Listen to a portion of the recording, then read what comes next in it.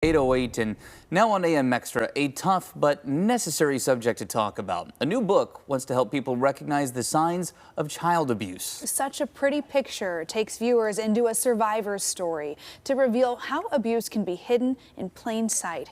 Here to talk about how the book equips readers with the skills to save lives and create safe spaces is advocate and author Andrea Lieb. Good morning. Hi, thank you so much for having me. Thanks for joining appreciate us. your time. So tell us a little bit about your background and why you wanted to write Such a Pretty Picture. So my background is I was a nurse and a lawyer before I actually became a writer.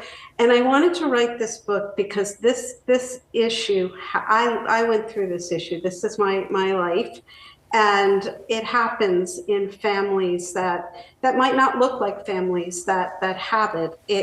There's 1 in 4 girls and 1 in 6 boys will have some sort of child abuse by the time they turn 18.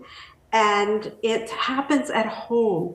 90%, these are crimes of opportunity. So 90% of the children that are abused will be abused by someone close to them, someone they knew. In my case, unfortunately, it was my father.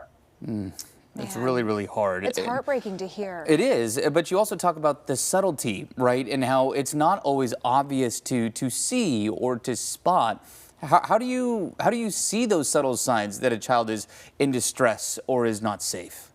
So I've talked to a lot of experts, psychologists, social workers, and what they all say to a person is that if you see an unaccountable change in behavior, let's say you have an ebullient, extroverted child who suddenly becomes introverted, or vice versa, a very quiet child who suddenly becomes a very aggressive, then that's something you should look for. Now, of course, the signs will change depending on the child's age. A little smaller child might have bedwetting, thumb sucking, behaviors like that. An older child, it could be self-harm and cutting. As a young girl, as a child, I used to chew my hair until it turned white at the edges and pick at myself. And as I got into my teenage years, I did unfortunately have self-harm. So those are the things that you want to take a look at. But it's any big change in behavior that you can't account for. You know, we often talk about mandatory reporters and other safe spaces where we hope that there's going to be someone to notice those signs or to speak up. We have had headlines here in our own community in recent years of this topic, sadly.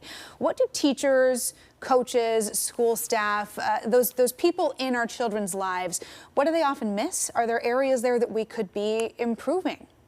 Well, the happy news for most states is there's something called Aaron's Law, and Oregon does in fact have that, which requires schools, principals, and school employees to undergo training to understand what these signs are. It also provides children with age-appropriate training for prevention.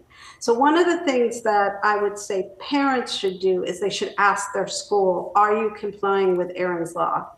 That's the first thing. If a child comes to a coach or a teacher, the first thing they should do is create a safe space, a quiet space. Listen to the child, don't act shocked. And assure the child by telling them the secret, because perpetrators will always tell the child, this is a secret, don't tell anybody, you're going to get in trouble if you tell. So assure them that they're doing the right thing and that telling these are bad secrets to hold. Let them feel that they are, praise them for talking and tell them they are safe. Yeah. Well, and your book is going to dive into this and so much more. Where can people find your book, which is out now, Such a Pretty Picture?